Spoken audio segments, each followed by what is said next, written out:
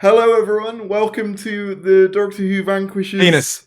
Yeah, very good, Jay. Thank you. After discussion, I'm calling it like the day after or something, I guess. Kind of like, a weird sort of extra bit of like, those shows where they'll have like the main show and then they'll have a bit like afterwards to discuss the show afterwards. That's kind of what this is, but like a video, I don't know. Anyway, today we're discussing Doctor Who The Vanquishers. I'm gonna come straight off. I enjoyed this episode on broadcast, but like the more I've thought about it, the more it's fallen apart. I know you're in a different position, Jay, because you've only just seen it. But what are your initial thoughts on it? That it hardly did any thinking about everything that it could have done and everything that was set up and everything that went leading into this. It hardly did anything. Like, I'm thinking about, for example, just like to pick one out of the blue, the fact that they set up Unit. Like, they spent like 15 minutes in the last episode setting up Unit. Yeah. And the Grand Serpent setting up Unit. Yeah, they don't factor in. And yeah, Unit is just sort of like what Kate Stewart is in like the background of a couple of scenes and makes a suggestion at one point. It's like, why did I spend 15 minutes in the last episode watching them set up Unit getting infiltrated if this is going to be all they do with that? I was like, that times like loads of things. The thing is, I'm so expecting, because the thing is, I know they're going to be in the Centenary special, right? I know this. I look at the leaks and stuff, and people are going to be like, well, they're going to obviously be in that, so it's fine. But the thing is, what frustrates me about Flux is that this was marketed as one contained, thorough story. And if the majority of what it doesn't have any relevance till outside the story, then I'm sorry, it's not one story at that point. Plus, it's the majority of what we're getting. Am I supposed to believe that the 6-hour story, but then there's now 3 episodes left after it? Nearly 6 hours. 5 hours, isn't it? This 5-hour story does almost nothing with the stuff that it actually sets up. It's all, the good stuff is all coming later, we promise. It's literally that, and it's one of those things where I've been saying this. Apologies, by the way, to anyone listening to this who can hear construction work. If you can, I don't know. There's building things happening, but I think, what was the thing you just said? Just to refresh my head, because I had a point and then I lost it because of the building. What was the thing? Let me think. Chibnall saying, we'll do something with this later. That's what you said. Yeah. The thing that annoys me about that is that there's only so many times you can say that. There's only so many times you can go, we'll do something with this later, maybe, before it just gets to a point where it's like, it's just all teasing and no payoff, no anything. I mean, are we still doing something? Are we still supposedly doing something later with all that stuff we set up about the stanza in the Ghost Monument? Probably that whole not. Episode was about the stanza and how they work. Actually, I have a sneaky theory about that. Oh, go on. You might as well say it. I genuinely wonder if the role that the Sontarans played in this series was originally supposed to be played by the stanza, and then that was backtracked on when they realized that the stanza weren't popular villains, and that leaning on classic Who villains is much more reliable to get fans engaged. I mean, it wouldn't surprise me. I also have a little theory about Flux now, that Chibnall actually wanted to tell one self-contained story, but then he realized, wait, shit, I've set up all this timeless child stuff and it's going to feel like an about turn if I don't elaborate on this. I know, I'll just sprinkle the occasional bit of shit into each episode and that'll be satisfying, and it's like, no, it just feels... Well, the majority of the runtime for most of these, for episodes 1, 3... 5 and 6 were, here's something just sprinkled in.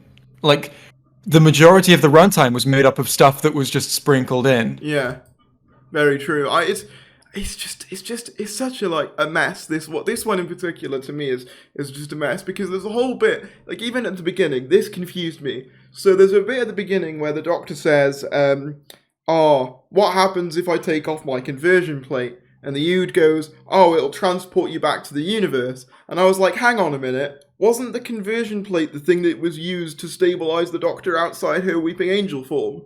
Surely if she took it off, she'd turn back into a Weeping Angel. I thought that's what you set up, but apparently no. It's just a thing to get her outside the universe now. And I was like, okay, that confused me even from the offset. Maybe I missed something there, but like... I was really confused about that as well. I just genuinely wasn't sure why she was teleporting to 3 places at once.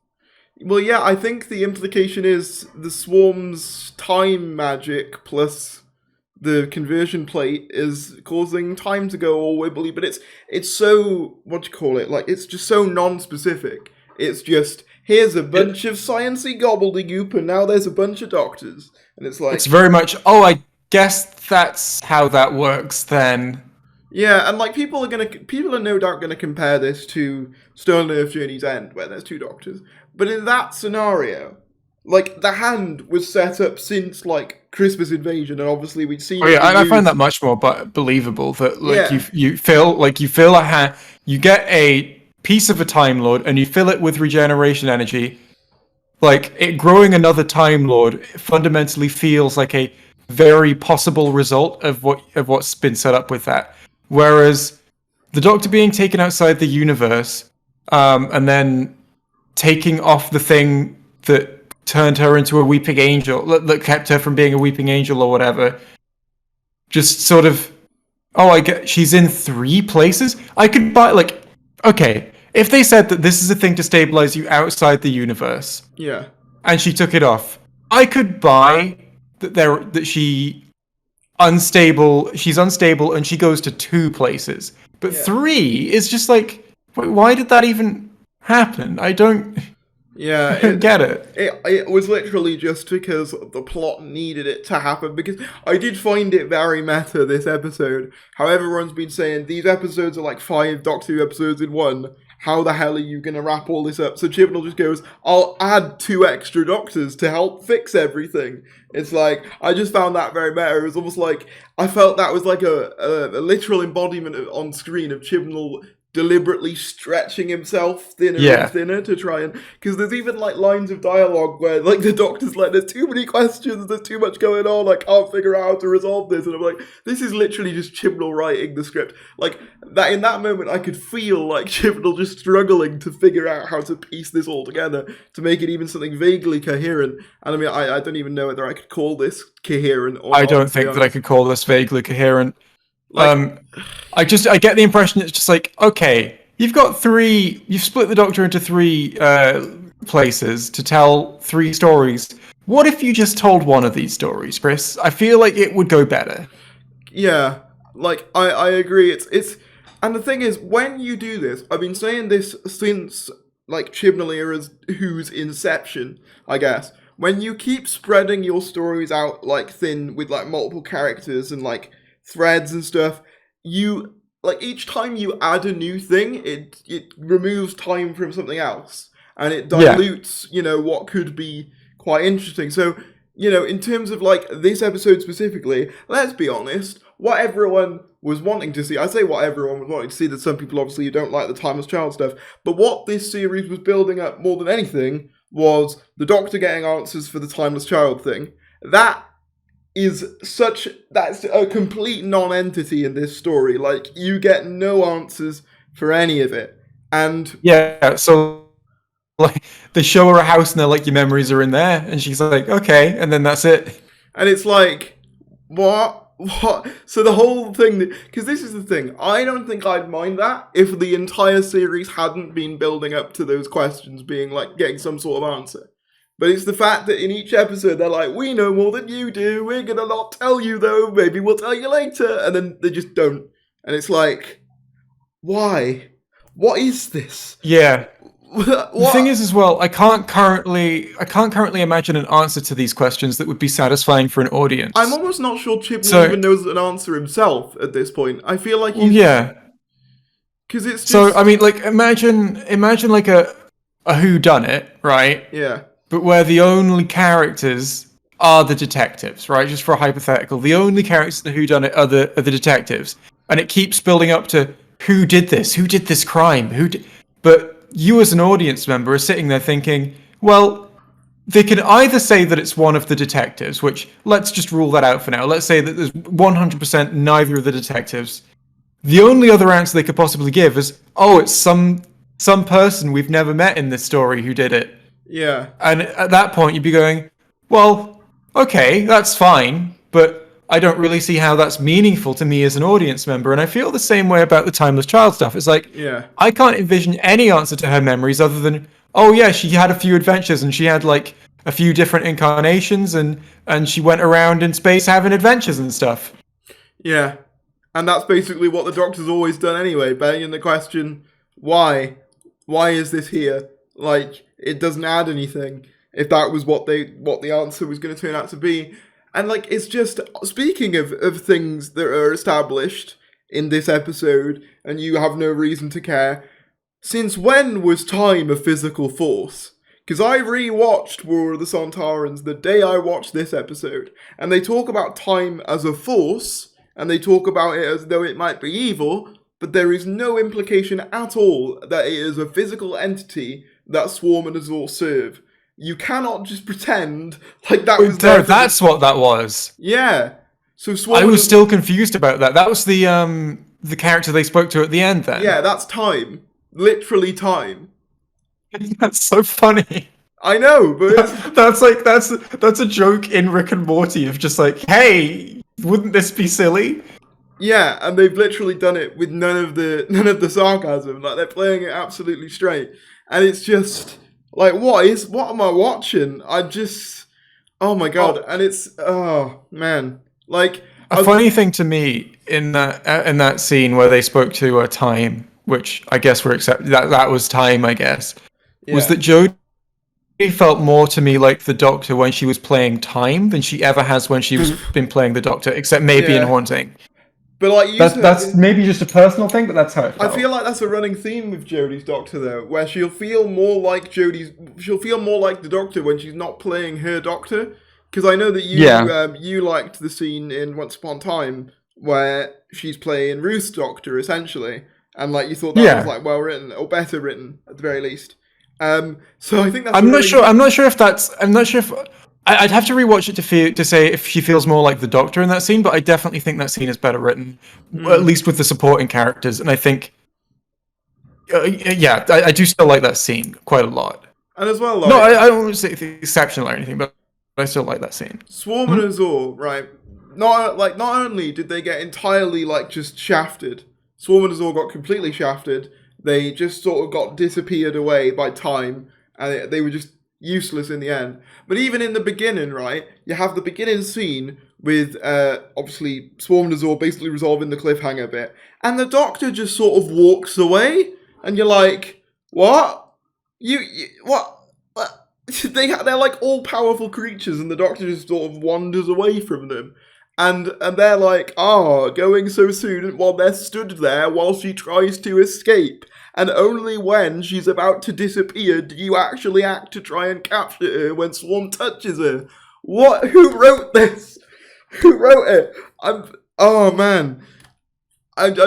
genuinely Chris Chibnall wrote this theory. I know he wrote it. You can hear the construction outside my place there, by the way. I actually can't. Maybe Discord's doing some level of work to muffle it out. And like, as well, why is Kate Stewart in this? She does she could be written out very easily. So incredibly easily. I mean, so like the 15 minutes that we spent with I keep wanting to just call him Snake, the Grand Serpent infiltrating unit, and then Kate Stewart being in this, you could write all that out so easily. They contribute nothing. Because, like, the Grand Serpent's whole deal is lowering Earth defenses so the Sontarans can lay siege, right, onto Earth. But we've already seen them lay siege onto Earth once anyway. Why don't they just do that again? Why does Grand Serpent need to exist? Literally one Sontaran, battleship was enough to go toe-to-toe with all of Earth in Sontaran Stratagem. And there are, thousands of them in this. Just do that. Yeah, it's baffling. And then, there's obviously, Mole Man comes to full fruition when they use the tunnels. I think we can definitively say now that Mole Man got too much attention in these episodes for what his actual purpose was. I think we can say that definitively now. I thought this in the episodes, like the fact that there's just like occasionally just like 3 to 5 minute scenes of him just like there. It's like this okay, and then like, but it's what annoys me about it is that all he ended up being was what we all predicted him to be anyway. So when they made such a big deal out of it, I was like, you're making a deal out of something that, like, I just felt like this is the theme with Flux. Time is allocated in the strangest and worst places. Yeah. It could possibly be, like, allocated to. Like, Mole Man did not need the amount of attention he got. Well, for example, right, let's just think like writers for a second. Let's say you want to set up in the heads of the audience those tunnels and the fact that they exist, right? Yeah. And the fact that, you want to establish those to an audience, just so they're in the back of the audience's minds when they actually come up in the story, which they don't come up until episode 5, right? Yeah.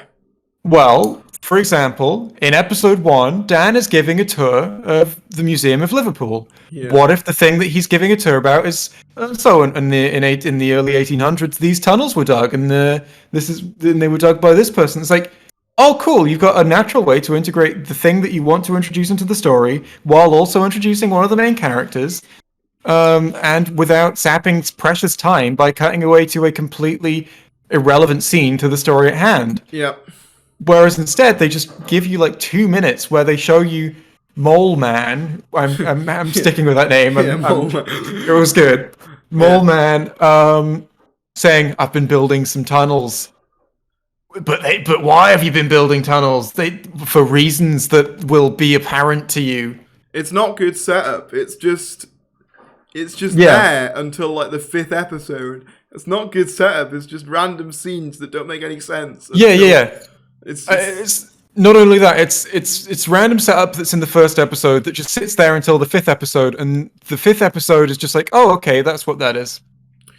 Yeah, no, completely. It's as well. The whole thing with Belle and Vinda, I don't mind the fact that they're just lovers looking for each other. I think that as a story, conceptually, it's fine.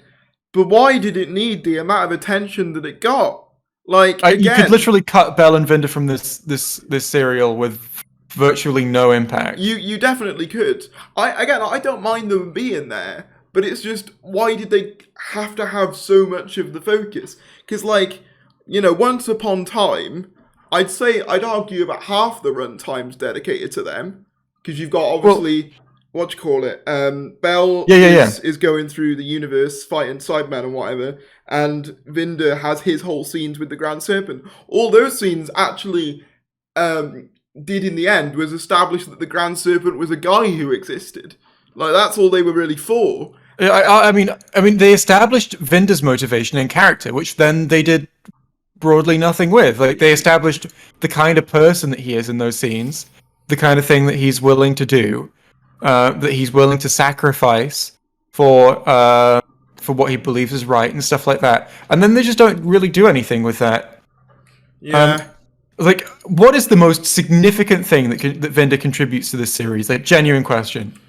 Genuinely, he helped Diane get out of the passenger, although even she seemed pretty proficient at doing it on her own anyway. Well, then I would raise you, what's the biggest thing Di contributes to the series, I guess?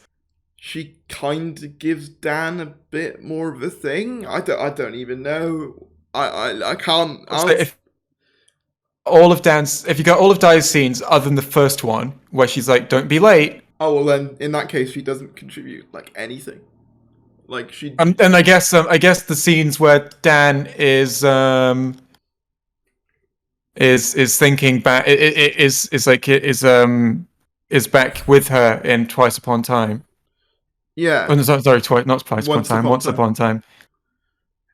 Yeah, she doesn't really have a purpose other than, I guess, as I said, maybe like that whole thing with Dan. But like you say, if you remove that, there's nothing there really. Well, it's like, I do get the impression it's like most of the serial was stuff that you could remove without losing anything.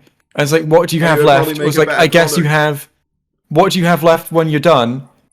Almost nothing, really. You have like a story where I think you probably keep Carvanista and you keep the Sontarans. And it's a story about that. Yeah, I'll say this as well. I want to talk about a couple of things to do with the Sontarans. So not only in this episode is it established that the Sontarans remembered how shields worked, because apparently, that was a fluke when they did it in War of the Sontarans, because they crash another ship into the Sontaran ships in War of the Sontarans. And the Doctor even has a line being like, people don't like being crashed into. That's they literally how they defeated them last time. And that's like, I was literally saying that. I was like, that's how you did it last time. Why is that only an issue now? What? I hadn't thought of that. That's really dumb. Yeah, and then there's the chocolate scene, right? There's the chocolate scene. Let's not talk about the chocolate scene. Let's talk about the chocolate scene. I need to talk about the chocolate scene. All right. Unlike most people, I don't mind that it's a comedic scene with a Sontaran who eats chocolate. That's not really the issue I have with it. I can understand that the comedy with Sontarans is like very sort of, some people like really dislike it, which I understand. But my central issue, and I tweeted this, I'm going to read the exact quote that I did. I also take issue with how contrived it is that they just so happened to find one Sontaran commander that was addicted to chocolate that they could bribe with that they could then bribe with chocolate, despite him already having chocolate because he's in a corner shop with chocolate, all the chocolate he could possibly want, in order to get into Sontaran command. It's the most contrived thing I think I've seen in Doctor Who in a long time. Or at least a while. It's like when you're spending loads of time setting stuff up, right? Like most of this series is set up for that conclusion. Why not instead of spending like 15 minutes setting up the unit? I keep coming back to that one, even though most of the series is redundant. That's just my go-to, I guess. Why not spend an episode setting up a connection with the Sontarans that the Doctor has? Maybe in one episode the Doctor speaks to a Sontaran who's thinking about defecting, but is still currently within Sontaran command, and the entire episode could maybe be an exploration of the Sontaran's character and how he's scared that if he tries to leave he'll be killed, and maybe they could explore the conditioning that he's received as a Sontaran by his culture to believe that he's being cowardly by not wanting to take part in it. All of these different things, and you could explore his character for the episode. Yeah. And then in the final episode, the Doctor could be like, well, I have an in with the Sontarans. I know this dude who could totally help me out here. You do something like that. If you're going to spend that, that's a story, and that would then be a story in and of itself that sets up something that you want to happen in the conclusion. Whereas this is just stories that are almost entirely set up that don't go anywhere. Yeah. Stories that aren't stories in and of themselves, but just exist as setup, and the setup is pointless anyway.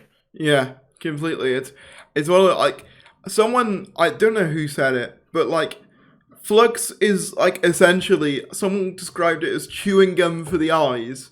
It's meant to be something that you chew on for a bit and then quickly discard and never think about again. Because if you think about it for even more than 1 second, you realise that you're not actually, chewing on anything of substance. It's just there, and that it actually doesn't make any sense if you stop to think about it for a second. Another thing that annoyed me, right? So obviously, we get the scene with the Doctor and Carvanista, where Carvanista talks about the fact that he knew the Doctor in the past with the Division, and he says that he has a synaptic collider installed in his brain that will explode his brain if he talks about it.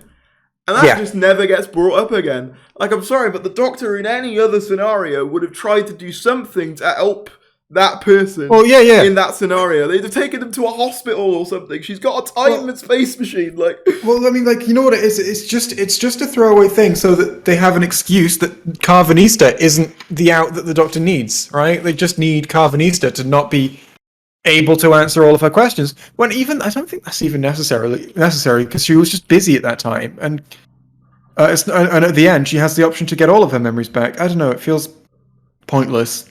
The way Chibnall writes, it's almost like he finds these flaws in his scripts, and rather than actually ironing them out or fixing them, he'll just put a little plaster over the top and be like, "I solved it. There we go." That's the reason that the Yeah. Doctor can't get her memories from Carvanista, because he's got a chip in his brain that'll blow him up. It's like, you didn't consider the ramifications that adding something like that in would have, because the Doctor, for all we know about them, would want to help that person. But instead, she just drops him off with Belle and Vinder and goes, all right, see you later, and that's it. And it's like, what?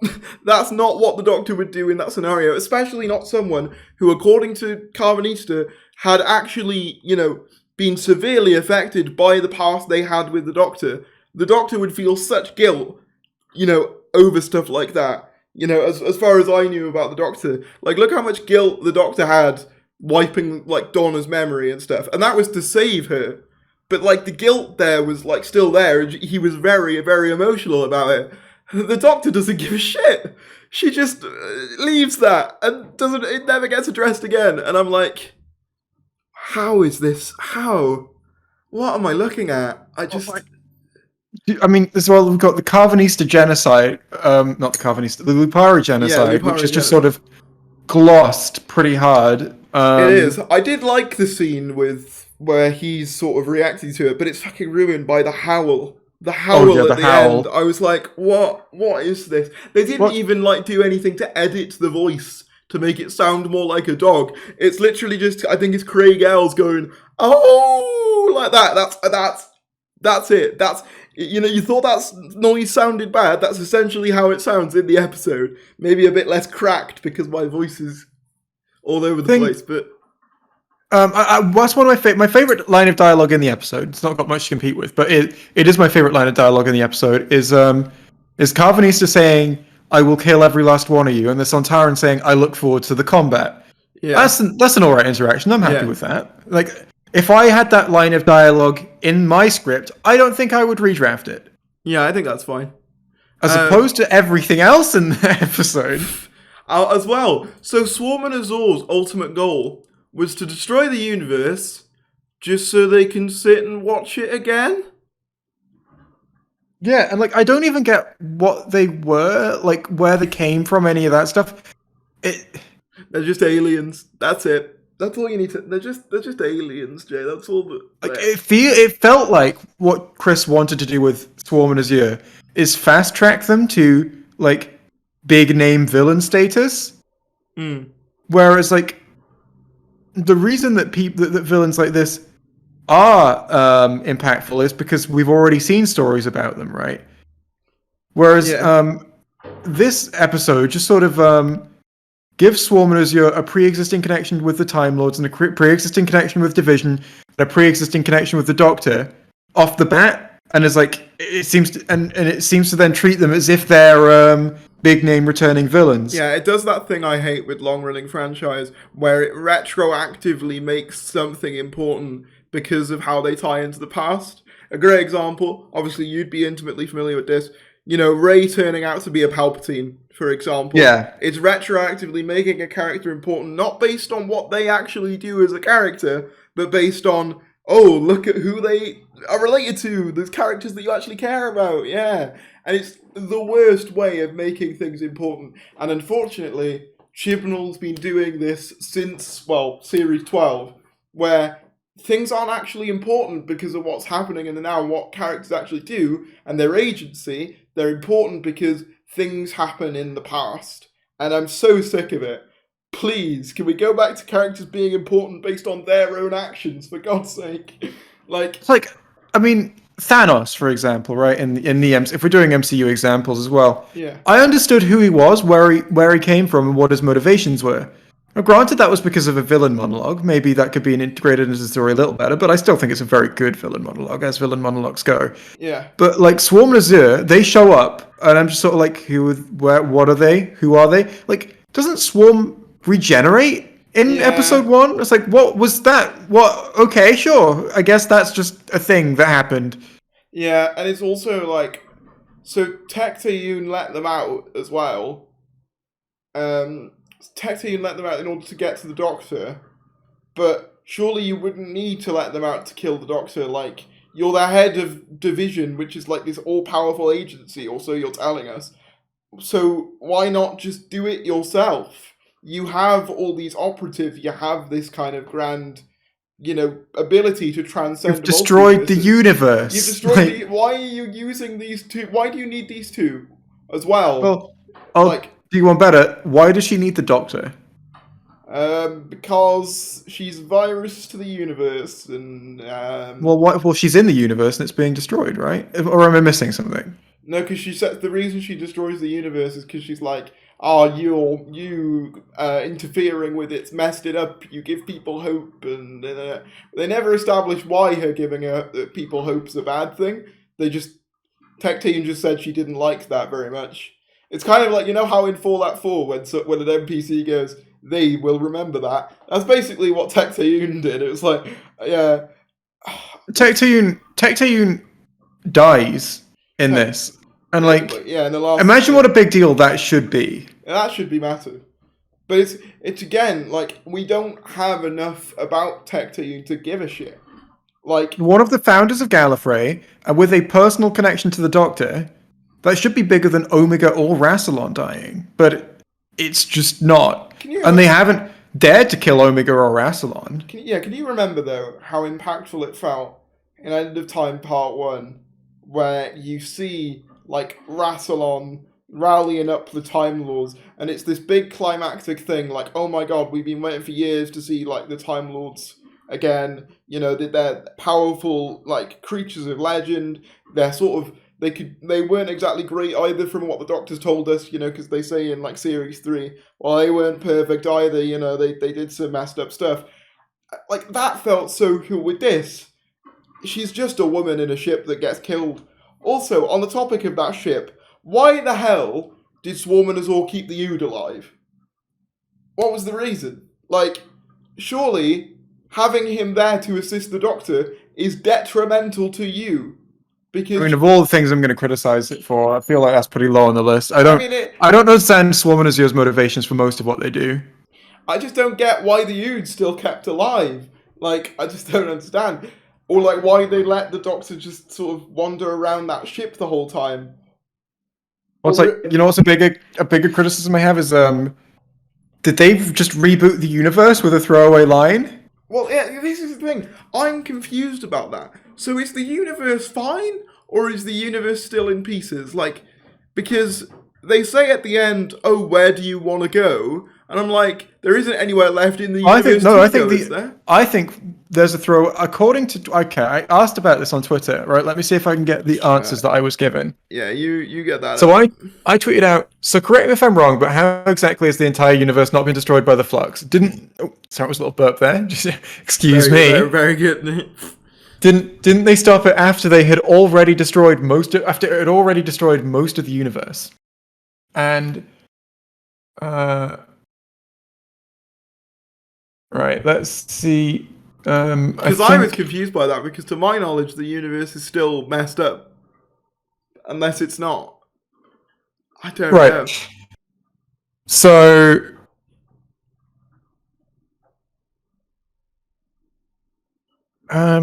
let's see if I can find... Someone said go to sleep. It's midday. Wait, on Twitter? Yes, I'll reply to that with go to bed. Jay, go to bed. Sleep. It's midday. No, you need to go to bed. You can't. So, according to Twitter, there was one line where Swarm and Azure say that they've reset the universe to destroy it again to mess with the Doctor. But before that happens, they stop the Flux. So, the universe gets saved in a throwaway line where these two can apparently just bring the universe back because they feel like it? Wait, hang on. Is this after the Flux gets absorbed by Passenger? No, this is before. But, so, wait, no, because there's a line of dialogue where Azure says, "Oh, we destroy the universe with the Flux event, we rewind it, and we do it again." Is that the line they're referring to? Because I don't remember another line of dialogue where that... And I thought the implication of that was that that's their end goal. So the Flux hasn't torn through the universe just yet, but that's their plan. I didn't... Huh? What? I'm so confused. I mean, we shouldn't even have to be questioning this. It should be clear whether the universe is alive or not. But, they just... Parodies. Harry's, doesn't the Eve of the Daleks trailer look neat? Oh man, I'm so sick of that though. I'm so sick of giving it the benefit of the doubt. And I saw one of my friends on Twitter, they summarized it perfectly. I'm sick of saying, oh, that was good for Chibnall, you know? Like, I'm sick of having to lower my expectations and just... I've not said that for this series. Well, no, I haven't, but I've sort of said, I think that was better for Chibnall and whatever, because I want to try and be as fair as I can, but it's getting to a point now where my patience is wearing very thin. There's only so many times you can give someone the benefit of the doubt to do something good, and it just doesn't happen. I'm not making excuses for it anymore. Like, I've tried so hard to be nice to this era. Despite what some people say, I actually wanted to really like Flux. I went into it trying my best, and it's just... Yeah. It's all completely spontaneously combusted, and I'm just... It's... Because the thing is, I think, the thing is with Chibnall episodes, the reason, this might feel like an about turn for any of, my views, because, when I did my initial reaction, I was like, I quite enjoyed it. But I think that's because I'm just so used to having my expectations as low as possible, especially with Chibnall finales, where it's because I'm so used to them being thoroughly just dull or just doing stuff I actively hate, that when I see one that's oh, I guess at least it wrapped up a couple of things, it's almost like I was like, I'll give that a pass, I guess. But I'm like, no, it's actually still shit. I've just got my standards lowered. Yeah. And it's like, I think, well, the thing, I don't think that this episode was much better than, I don't think this episode was much worse, than most of the other episodes in the series. But I think it's the fact just that it's all the it does is finale, it confirms that it wasn't going anywhere. It's the fact that it's the finale. This is where we were going. Yeah. Is that what's frustrating to me? It puts a bow on the series to show that, yep, this is where we were going. And it retroactively makes loads of the previous episodes. It just confirms that they were as bad as some of us suspected. Yeah, because the whole thing with this series, and everyone said it, this series is going to live and die by how it's resolved, what gets concluded, how things are done. And this did not feel like a satisfying conclusion to the series. And I think ultimately, that's the most damaging thing they could have done, is have it not be satisfying. Because I don't know how you could have satisfyingly resolved everything that they'd set up, I don't think to be honest. But then that comes back to my issue with this whole thing, is that why would you deliberately set up so much? Why would you make your life more difficult for yourself? I don't understand. I don't get it. And there's just some bits to me that just flat out don't make sense. So for example, right, it's kind of established that the Sontarans use the Lupari ships. They kill off the Lupari and they use the ships as a shield. And their whole goal is to lure in the other races and then basically be psych, and then leave them to die. But I'm not convinced the Lupari ship would hold up against the Flux. Because they have a line about how matter slows down antimatter, which is how they get around it. But we've seen the Flux just tear through matter like it's nothing. Well, the thing is, the Lupari ships are set up in the Halloween Apocalypse as having shielding that can withstand the Flux. I'm okay with that. Do they say that? I can't. Yeah, that's the setup in a Halloween Apocalypse. But how do you make ships that can withstand antimatter or flux? I mean, I don't know. I'm happy to just say that, That's of all the things, I'm happy that they're just yep, this has shielding that can withstand the Flux. Fair enough. I'll give them that then. What I'm less happy with is that apparently this technology is possible, but no one else in the entire universe made any. That's... Oh, God. Well, I'm less enthusiastic about. Yeah, surely the Daleks would be getting some of that. Or the Cybermen. Or the just any of them, really. The Lupari are apparently, the Lupari have got to be one of the most technically advanced peoples in all of Doctor Who.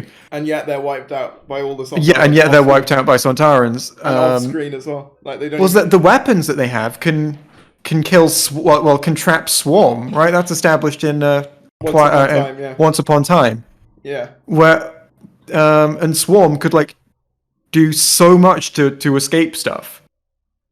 Yeah. But Swarm could just teleport out of the way of blaster shots and evaporate you at will, but the Lupari weapon can still take him out. It's like, that's impressive, but I guess the Sontarans can just win every fight with the Lupari. Like 7 billion fights between Sontarans and Lupari.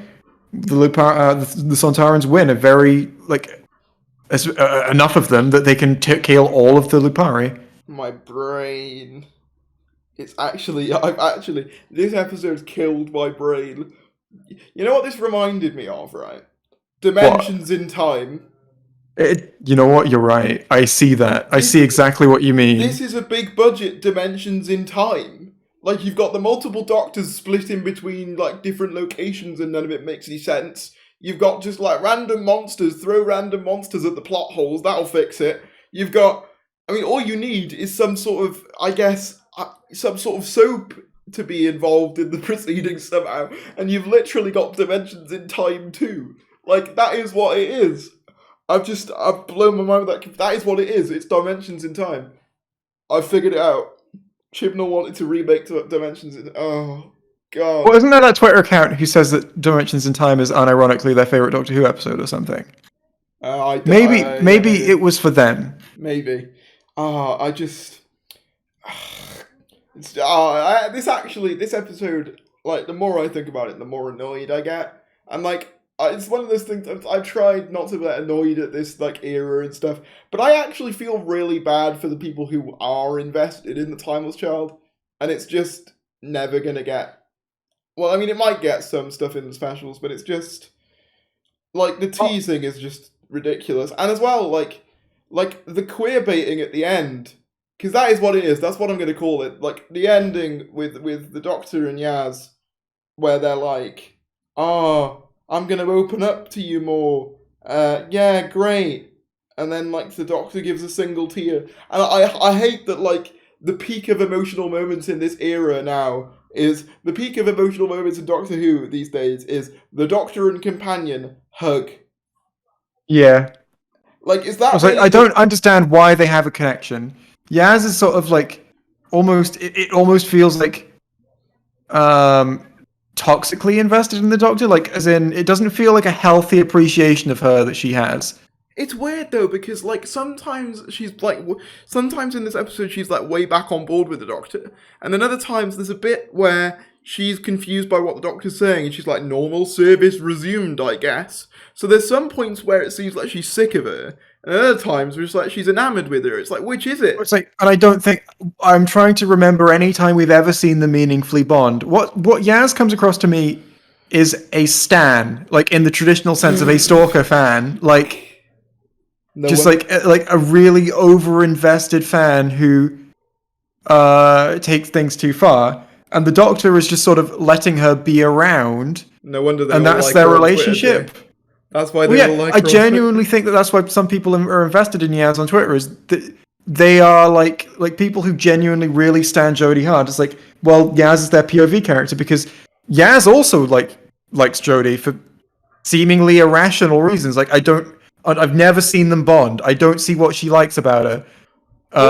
Also, can I say, Jericho dies in this, and none of the characters have any reaction, despite it being established that they spent 3 years together. They spent 3 years together, Jericho, Dan, and Yaz, and neither of them have, like, much of any reaction to any of it. They spend 3 years off screen together. They spend 3 years together off screen, but they react as if they've had their on-screen time together. Oh my god, yeah. It's. Oh my god, this is just baffling. It doesn't feel like a sacrifice in any way. No, it doesn't. And, like, the fact that, as well, before the Flux arrives, the Sontarans just stood there waiting for Jericho to say his ending death speech. Like, kill it! No, that's not how a Sontaran works. They're not just going to wait for you to give your little speech about how you just... Oh, no, it's just... This actually, like, physically... My brain is, like, pulsating. It's trying to figure this stuff out. Because I do not get it. Also, as well, Di she just leaves Dan. She just sort of goes, yeah, you were late for me. I'm like... What? The universe ended, Han. The universe ended. This boy has just saved it with a dog bloke and a time-space woman, and you're worried about him being 5 minutes late to your date? I said this on Twitter in the words of that guy that's a Slitheen from Series 1. For God's sake, get some perspective, woman. Just, for God's sake. Oh. It's like, she's probably not worth it, honestly, if that's going to be her reaction. Yeah, Dan, you deserve better. I was busy saving the universe while you were late. Okay, I don't care about you anymore. Dan, you deserve better, King. You keep going. Keep on that grind. No, it was so bizarre. And I've seen people on Twitter being like, well, to be fair, she was trapped in Passenger for years. Maybe give her some, like, benefit of the doubt or whatever. And I'm like, yeah, but, like, she's not shown to, like, have that affect her at all, though. Like, on screen. That should give her perspective. Surely that should give, like, surely she shouldn't be coming out of there going, you were late. she should be going, what the hell was I just in? Oh my God, Dan, please. Like, oh my God, Dan. Oh, it's been so long since I've seen a person like you, like another person from Earth, and I've been lost for so long, and I'm so glad to see you. Not you were late to our date. Goodbye. Yeah. And it's just, there's some lines in this as well where it's like, oh, you're demonstrating your one character, like, point. Like, there's that one bit when they're in Passenger, and Vinda unironically goes, I'm all about smashing the system. It's like, that's him doing the one Vinda thing that we know about. How do you feel about the Doctor's triple genocide? So, are you referring to the Dalek Cybermen, Sontaran? Yeah, so people are comparing it, for one thing, to the Doctor's Do I Have the Right speech in Genesis, which I think is a little bad faith. I don't think that they're easily comparable. She doesn't go and erase the history of all of these peoples, and she has very limited options. However, I still think it's a bit far. My issue with it is, right, and my main issue with it is that she says to the General, don't kill the Sontarans, they were retreating or whatever it is. And then in this one, she just lets them all die with reckless abandon. And now, granted, the Sontarans were the aggressors in that scenario, so there is a little room for leeway there. But what about all the Sontarans who were retreating or not doing anything or like leaving in War of the Sontarans that Dan and Carvanista just ram a Sontaran ship into? Like, it's like in this. Like, I don't think that an argument can be made that, like, that these guys weren't a threat or, like, any of this. But it's like, I remember, like, a whole thing about the Doctor and, like, so much of so much stuff was to give an ultimatum, to make sure that the villains know, like, what's at stake, right? And to try and get them to leave on their own terms if the Doctor can. If the Doctor can reach that outcome, then that's what they'll do. But in this, it's just like, well, we could solve everything if we killed all of them. Yeah, let's do that. Like, with no real discussion or thought. It's not so much, like, the issue to me isn't just that she does it, right? I would be happy if she reached that conclusion in the end. But it's just sort of, well, here's the plan. It's like, it's just, right, here's the plan. We kill thousands. Yeah. It's like... Yeah, it's... I just don't even know. I don't think that bothered me too much because we've seen the Doctor commit like acts of genocide before. So I wasn't. Like the comparisons are like what the Remembrance of the Daleks and the Time War. I feel like the Remembrance of the Daleks is probably like the more apt comparison. I would say. Yeah, because like the Time War is clearly a last resort that's been laboured over for so long, and right, there's a whole arc about the weight of that on its shoulders. We're not gonna. I'm gonna say it now, Tharies. We're not getting an arc of the weight about the weight of this on the Doctor's shoulders. Oh no! This is something that's like Jodie's whole approach to dealing with villains is like very out of sight, out of mind. Where it's just like, and that'd be fine if it was a character flaw or ever brought up at all. But it's just explored. Or explored. But it's just kind of accepted that that's how she does it, and no one ever questions it. I think that the show thinks that for the audience, it's out of sight, out of mind.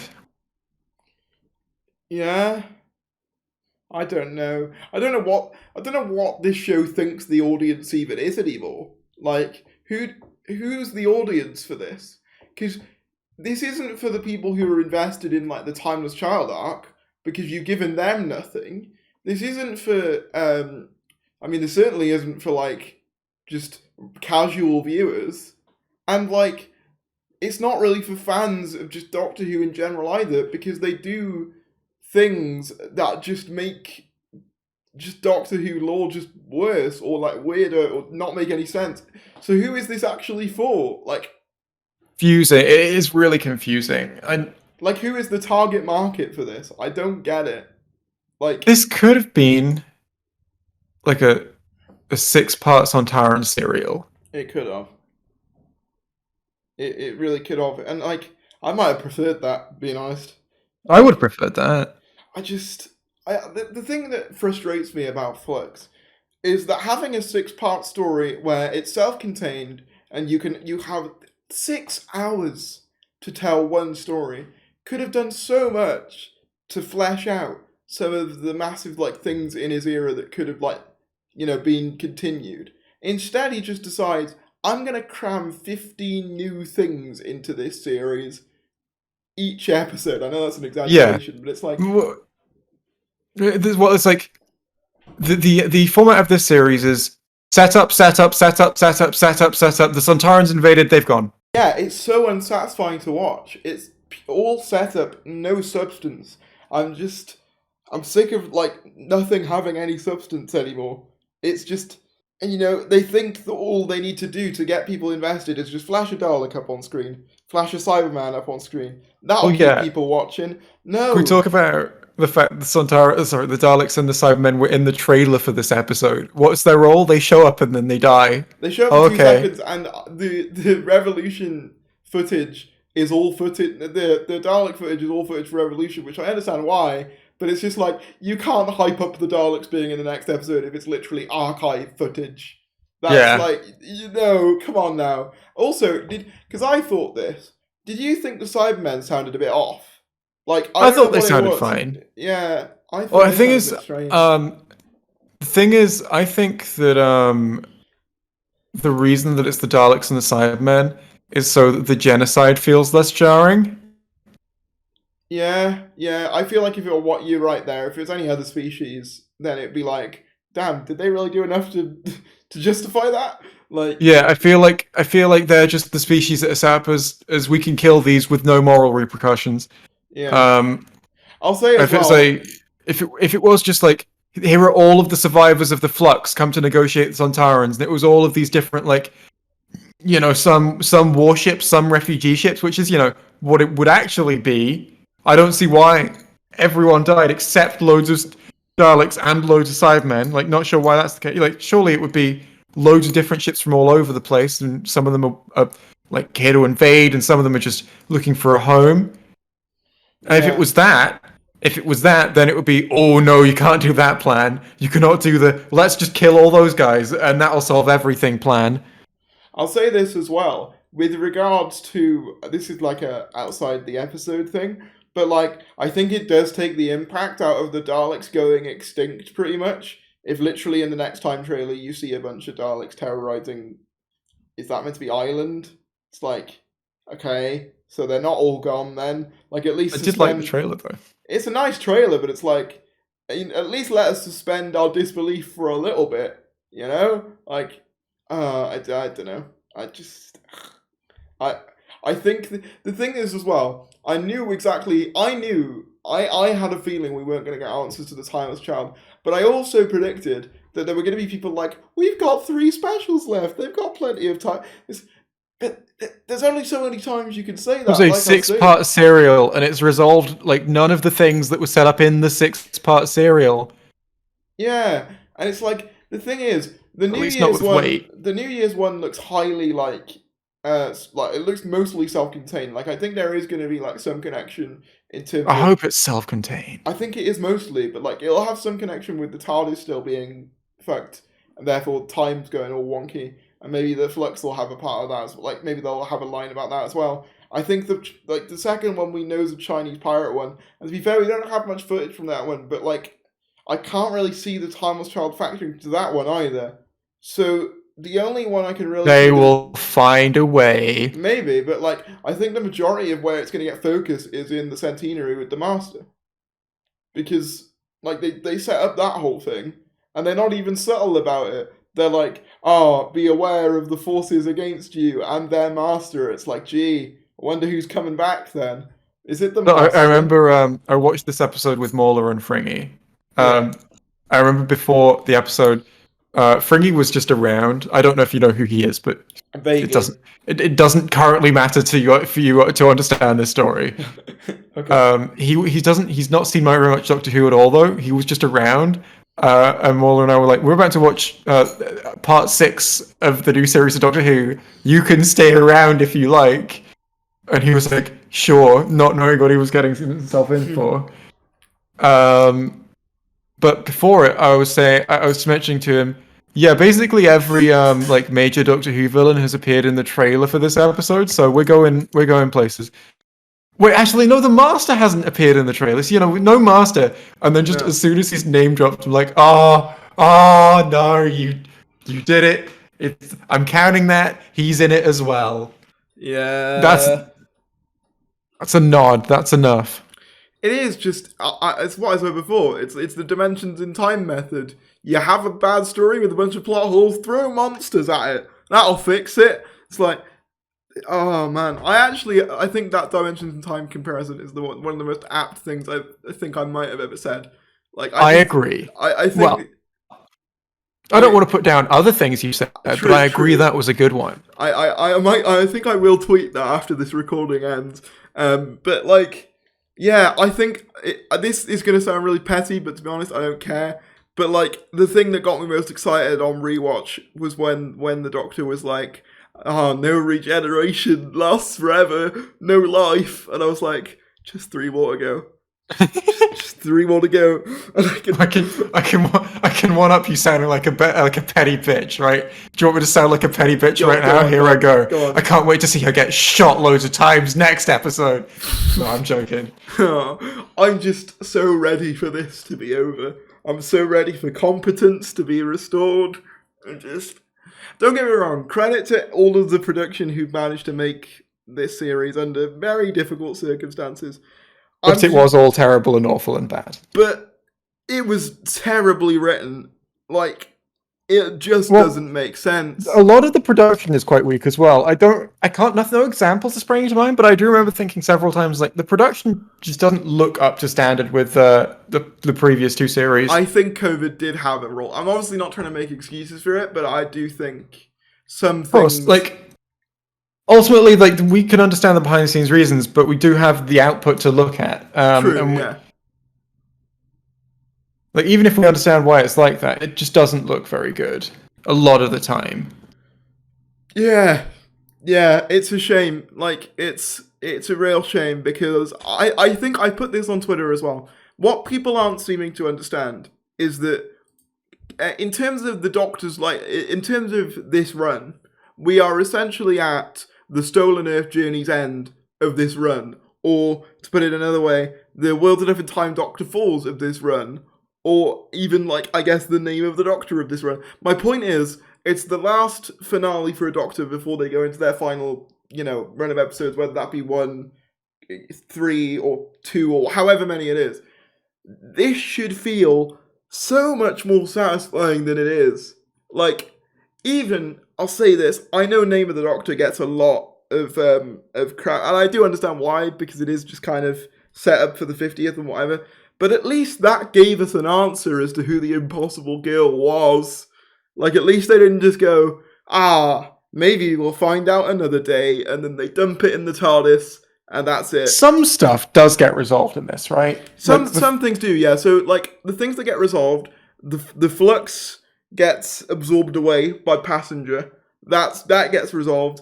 Obviously, we mentioned before how they wipe out all the villains who've been amassing against Earth. That gets resolved. Vinder and Bell, they're reunited. That gets resolved. But we don't know who their child is. I mean, I guess people were only like theorizing about who their child was because they thought it might be significant, and that might just not be significant. Yeah, I don't think it is. I think the whole thing was just like a whole star-crossed lovers thing, and they've been reunited, so that's resolved. Mole Man got his credit because I think part of the goal with that was that he's a guy from history who no one really understood why he was doing the things he was doing, and Chibnall put a spin on it, being like, he was actually trying to save the universe, and this is him getting his... Like, that feels like such a, like, knowing that that's literally a thing that happened, it makes me feel like they really wasted that concept on this. Like, a guy digging loads of tunnels in the past from, like, still unknown reasons. Like, oh, that's... You could do so much with that, and I guess it's just they did this. It's basically just the vehicle for the plot to happen.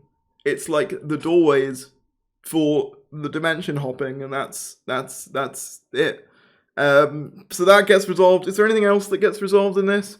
I guess, you know, the character arc of the Doctor opening up to Yaz is kind of resolved a bit. Because she's like, oh, well, I think that arc was predominantly imaginary. Like, well, I mean, it was in the Halloween Apocalypse. They were like, why don't anything? As in, like, they set it up and then they just resolve it here. But I don't see why either of the characters learned or grew or changed in any way.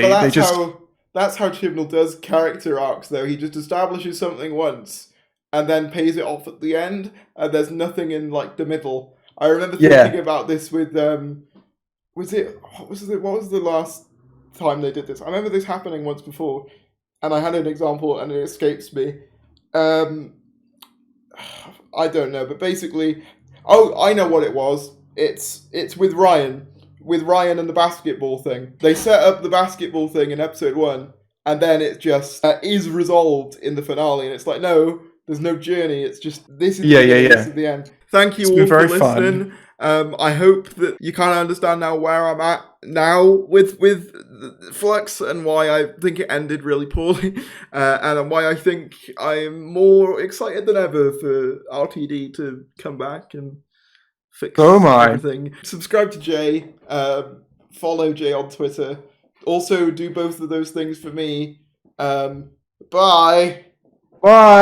Quick shout outs to Debs Iona, Simon Ashley, Shane Smith, Patrick Mewson, Ree Kevin, Seb Lowndes, and Jay Monroe. If you want to become a member, feel free to do so. It really helps out. You get exclusive posts, shout outs in every video, and even your own badge and custom emojis to use during live streams.